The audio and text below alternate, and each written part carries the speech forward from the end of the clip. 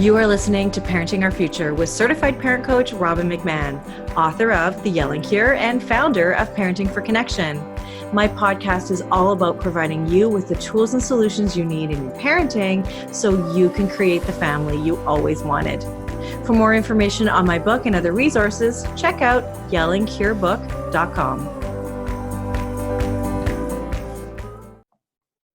Hi, welcome back. It's Robin McMahon here. And on today's show, I'm going to be talking to you about why putting your relationship with your kids first is really the key to more cooperation.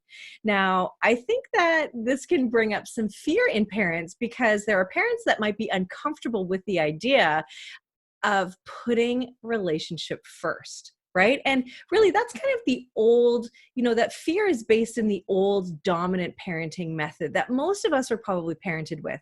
The one where don't speak until you're spoken to kind of philosophy existed, and you do what I say or else, right? But when you're in relationship with your child, you're not parenting above your child. You're really looking side by side. You're parenting side by side, which means that you honor your child's voice, you honor their thoughts, their ideas, their opinions, and you don't tell them to just get over things. You honor their feelings as well. So I know that some parents are really uncomfortable with the idea of being in a relationship with your child instead of really being the boss, right? And again, most of us were parented in a dominant parenting method, but I really want to emphasize that this is not permissive parenting, right? This is not about your child running the show and you letting them do everything, okay? So it's really important that you know that. This is all about you parenting your child in a loving and peaceful way while also maintaining your big person status, your adult status, your parent status, which means that you are always lovingly in control because your kids need you to be in control. Now, with this kind of parenting and with being in relationship with your child, I do really want to emphasize that this is also about you setting clear limits and expectations. But again, you are not using your power over your child to shame your child, to force them to obey, or else, like it was with probably the way you were parented. And I want to really dive into why. And it's because when we have strong relationships with our kids, they're most likely to cooperate with us. And it's much more easier to solve issues because our kids feel safe enough coming to us to explain why they did something wrong. And our kids are more likely to come to us when they're in trouble and look to us for advice and even want to spend time with us when they can choose whether or not to. And what's the most important part to all of this? Well, the fact that they can trust us means that they're more likely to do what we ask because we tell them that it's important and because we're asking and we don't use our power over them. We say, hey, in a reasonable way, look, I just really need you to get this done or I need you to do this. And because there is so much cooperation already between you and your child that you're willing to model cooperation and your child is as well, that means it's going to make it a lot easier for them to do what it is you're asking. Now, furthermore, we also need to take our kids seriously, take them seriously and not dismiss them for just being kids or being too inexperienced and say things like, well, what do you know? You don't even know. You haven't lived as long as me, so how could you possibly know? Well, maybe that's true, but they may actually know more about things than you do, and they may know how they feel in their bodies. They may know more about their dreams and their ambitions than you do, and maybe even the real character of their teacher, let's say, if there's issues at school and, you can believe them, right? And not always take the teacher's side, for example. So taking them seriously means respecting them. And I believe this is a basic and core human right to be respected. And of course, the child that feels respected is likely to respect others. And most importantly, that means you, right? So I think it's really interesting, though, how as parents and adults, the way we often treat kids, our own kids, other kids, but we would never dream of treating an adult or a friend, coworker, or, a partner this way. We can interrupt our kids, we belittle our kids, we dismiss their feelings, we tell them that their emotions are silly, sometimes even make fun of them. And let me ask you, how upset have you been when your child interrupts you? I know that I've been furious, right? Like, excuse me, how dare you interrupt me when I'm talking? How dare you interrupt me when I'm talking to another adult, right? And that's the least of the infractions that I mentioned. We would never do that to another adult. I interrupt people sometimes. Who hasn't interrupted a conversation with somebody else and isn't berated or embarrassed or shamed for it, right?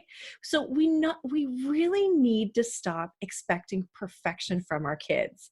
Like, they should always get in the car and sit nicely. They should sit at the table nicely and quietly and stay seated, or listen the first time.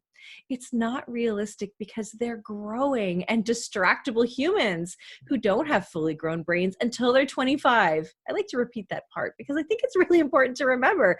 We, for the most part, all have our brains fully grown. So we have to remember that our kids don't. Now, they also deserve your grace and your forgiveness.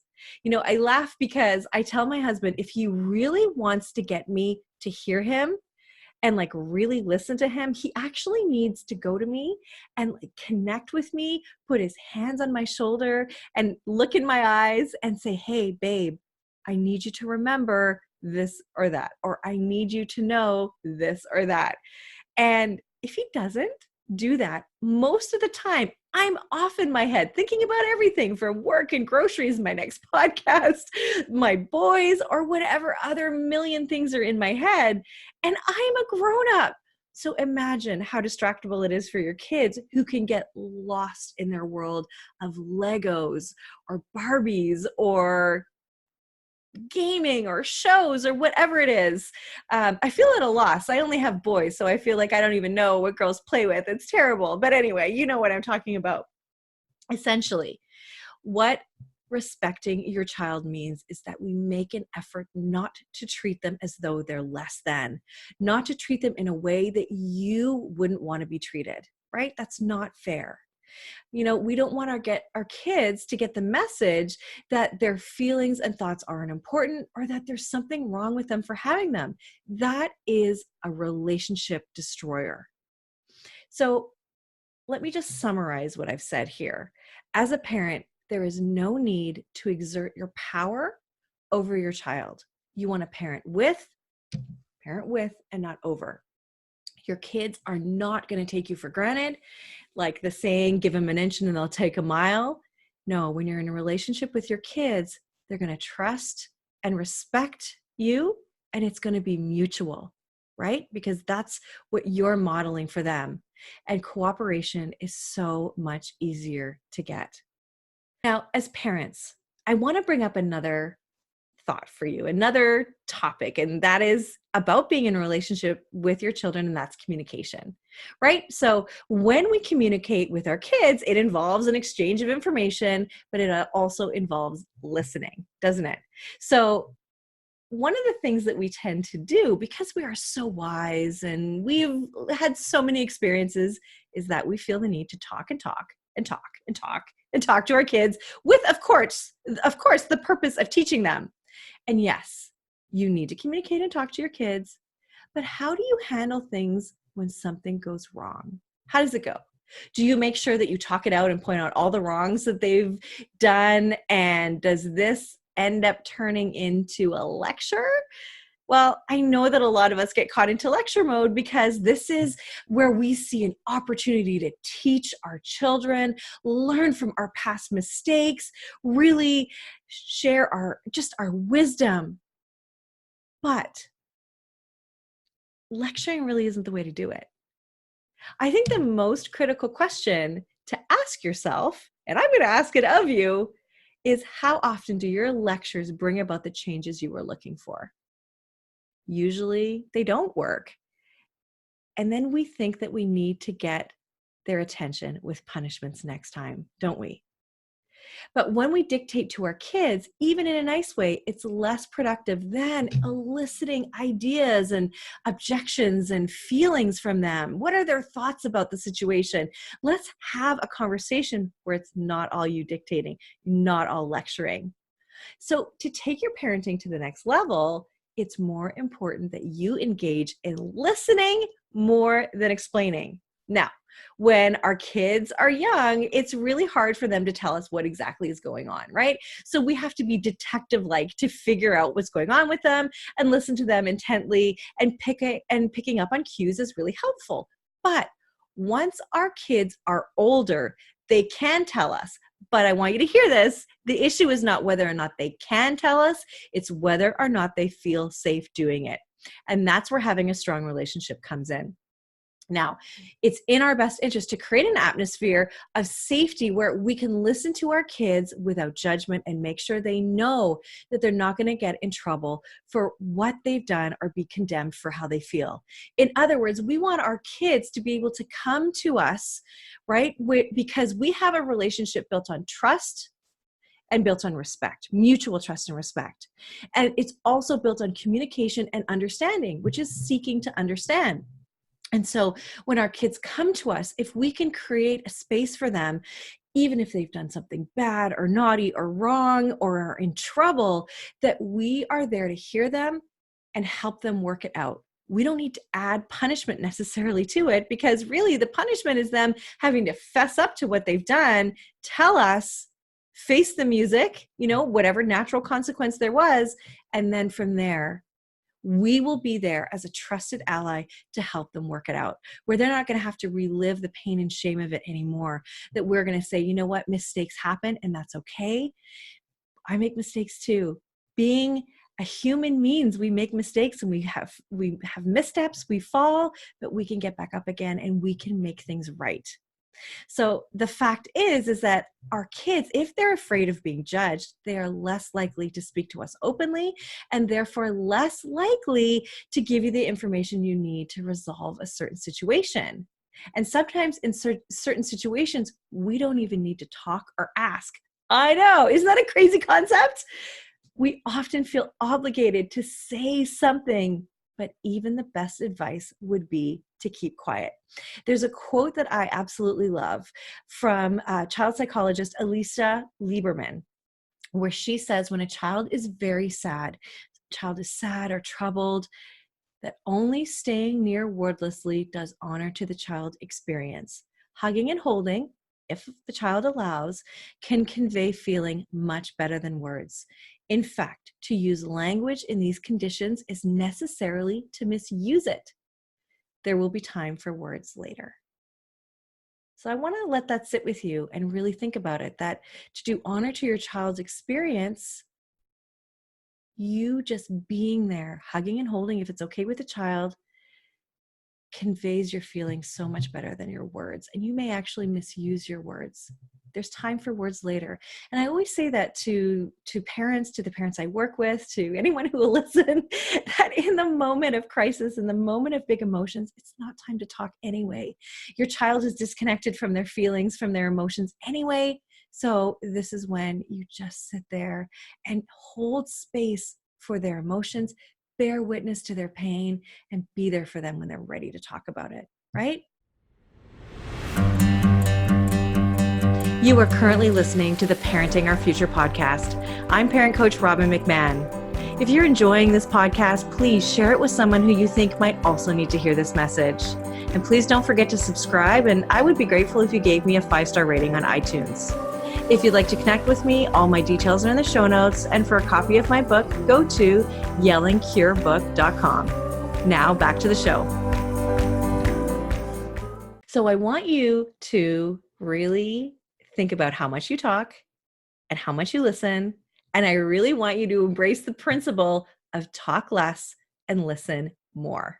Okay. Now, many podcasts ago, I mentioned one of the most important skills as a parent to connect to the kids and build relationships. Anybody who heard that might remember what it is. And of course, it's listening.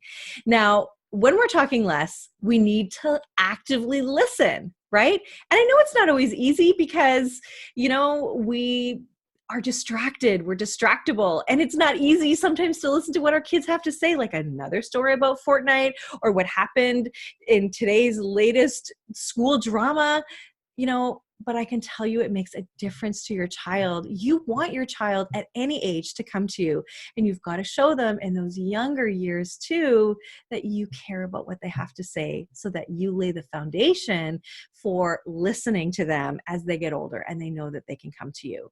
So here's what I want to ask you. Has anyone ever made you feel like you were the only person in the room because they were so focused on you, so intently listening to you? How did that make you feel? I bet it felt amazing. I know that it does. It feels like you are special, and it makes you feel like you're loved. And this is what I really want you to give your kids. So with that said, I want to share 5 steps to listening with your kids that will 100% take your relationship with your kids to the next level. It's so big. So first, what you're going to do is you're going to listen intently. Now, this is the hard part, right? This is the hard part because I want you to listen to your child for what's said in words and also non-verbally. So put your phone down, no distractions, all attention is put on the person speaking. And if that means you have to say, hey, hold on one second, I just got to do this, and then you've got my full attention, that's okay. You can do that, right? And then listen without judgment. Oh boy, is that hard. We're constantly judging what's being said, maybe even criticizing what's said, but we need to put our judgments aside and listen fully to what the other person is saying. And right now I'm saying the other person, not necessarily your child, because this is a game changer for all your relationships, not just the ones with your child. So try this with your coworkers, with your friends, with your family. It will absolutely make a difference, 100%. Now, I really want you, and again, encourage you not to judge what's being said. I want you to listen fully, push your judgments away. And that also means that you're going to be listening. Step 3, third point, is to listen without interruption. I am so willing to share my opinions, my views, my thoughts, that sometimes I want to interrupt. But I have to bite my lip, I have to bite my tongue, and I have to say, no, I need to fully listen, because if you interrupt partway through, you may not get the full story, and the thing that you want to say might be answered in what that person was going to say eventually anyway, right? So listen without interruption, keep quiet, and just lean in. And sometimes it's uncomfortable, so lean into the discomfort of it. And almost lastly, I forgot, there's one more step after this one. And that is to listen without formulating a response. Oh, how many times have you been listening to someone and like within the first part of the conversation, you like already know what you're going to say? Okay, try not to do that. Try to really listen fully so you fully get what the other person is saying, because what happens is you don't listen after you've already decided what you're going to say. You are kind of checked out. And what might you have missed? What might you have missed? So try to notice if you do this and try to stay in that moment with the other person and just listening. Okay, here is the pro tip, the 5th and final step in the process of really actively listening. And that is to repeat back what you heard. It is so good for the other person to really know that you heard them, because it feels like you got them. And so I'll say things like, okay, what I'm hearing is this. Okay, so what you said is this. Or, oh, so you're feeling this. Or you said this. Or it sounds like this. Okay, so there's a lot of different ways to go about doing that. But it really, really helps to help the other person feel really and truly heard. Okay, so I hope that is going to help you building your relationship. I really want you to start with your children now, building that relationship, because what happens is that when we parent our children with putting the relationship first, it means that they are going to grow into adults who, as children, have been listened to. Their words have been valued, their thoughts have been valued and heard, and they're going to grow into the kind of people who know in their heart of hearts that they're valued and valuable, that they're loved and lovable, and that they're worthy. And these are the people who will be adults who will choose kindness and compassion and empathy over judgment, criticism, and even violence.